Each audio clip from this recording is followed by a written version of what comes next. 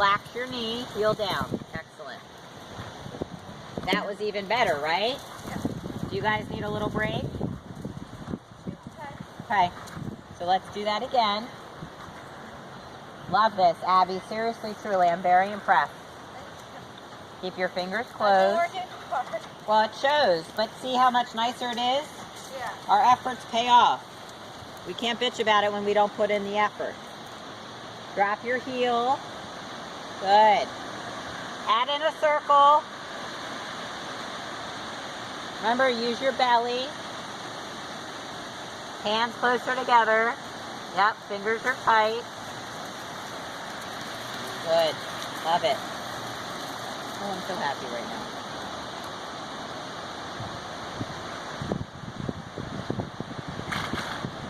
That's better. She didn't move you. Good. Beautiful. It's like nothing. All right, showing your reins. Circle. Again, let me know if you can't hear me with the wind and all that. Yeah. Keep your toes lifted, fingers tight. Watch this left wrist.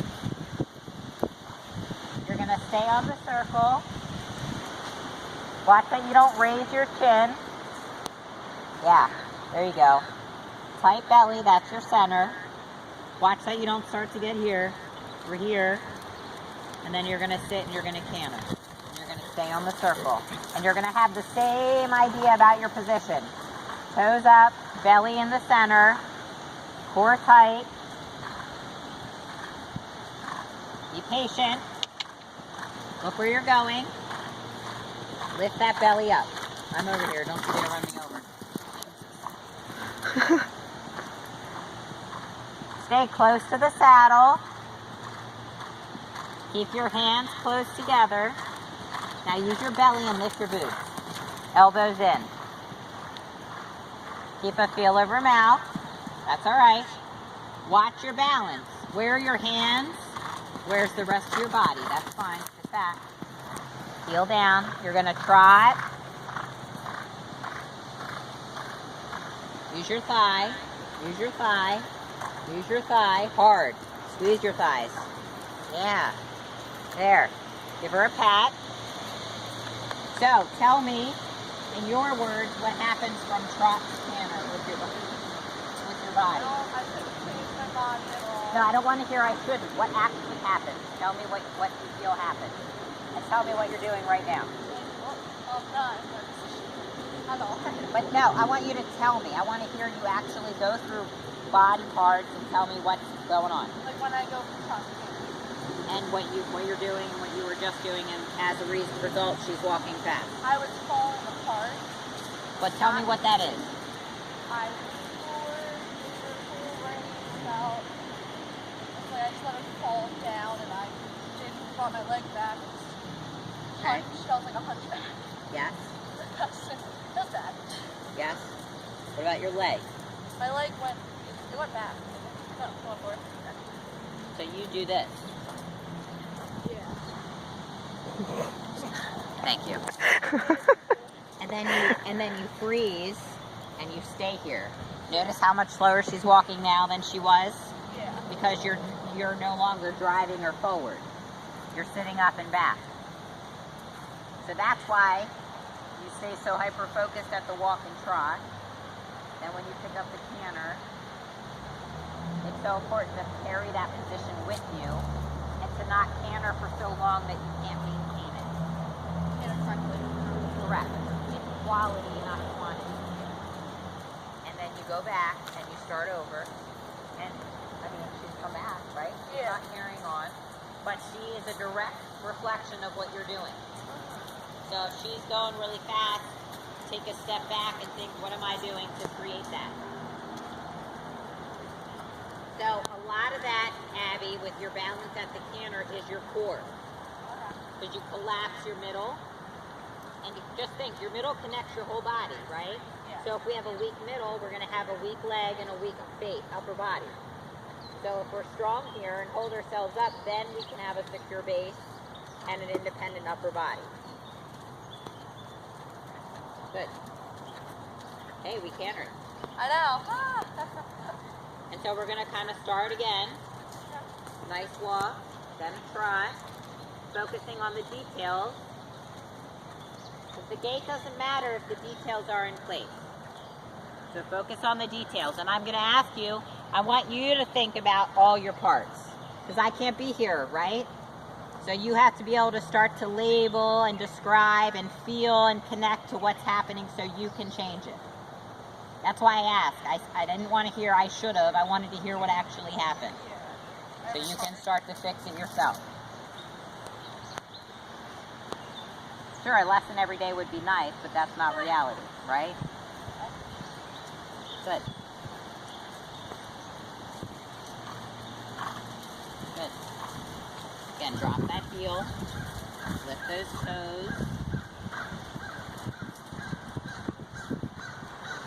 You want to be able to lift the toes in your boot to the top so that you have an independent foot. And that's why you have to keep the stirrup a little bit back under the ball of your foot so you can balance. And again, you're cool. Better. So what happens? You slow down, right? Yeah. So whenever she starts to get imbalanced, you have to look at yourself. What are you doing? Better. Right? It's instant. Yeah. She tells you exactly what you're doing, which is really, really cool. A lot of horses will tune you out. See the mirror right away. Watch your toes on the left. That a girl. Don't pose higher, right? As she gets a little bit quicker and longer, try and hover down over the saddle. Don't pose so far away. So again, you have to draw your belly button in. Use your center. And then I want you to think, if you're going to go to the canter, about that position. And you're not going for a marathon, right? Quality over quantity. And don't go if it starts to fall apart too much. So in the transition, you have to maintain your core, right? You have to stay close to the saddle. You have to keep your toes up in your boots. Good, bring your hands back in here. Because again, right, if your hands are forward, where's your nose go? Yeah.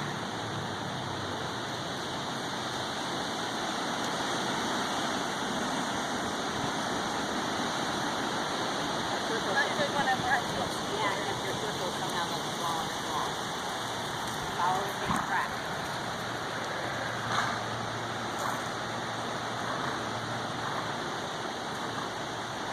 Watch your knee. That's it, right there. The weight's out of your knee. Good. Take your time. Tight squeeze right there.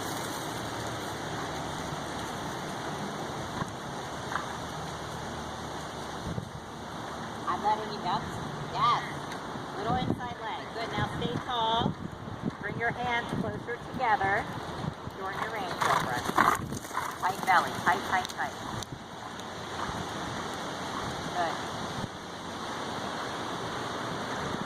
Bring your whole body back. Where's your circle going? Bring your whole body back. Same circle. Big circle. Use your belly and bring it in. Take the weight out of your knee. Now you're going to do a down transition. Bring everything back. Tall. Squeeze your thighs. Heels down. Use your belly. Relax. How about that? Do you feel when it starts to fall apart? What happens? Hold on. What happens when it starts to fall apart? Give me a sloppy, run out. Get... Tell me about your body. Oh, my body. Yeah, remember it's When about I you. start to get sloppy, I punch and I just lean forward. So what? I don't have the contact anymore. There's no contact at all. My stomach just drops. Again, if your belly is drawn in and tight, and you hunch forward. No. Or, oh, I was saying, yeah, that's what I did. So if you keep your core in and not hunch forward, right? But when you hunch forward, what happens to your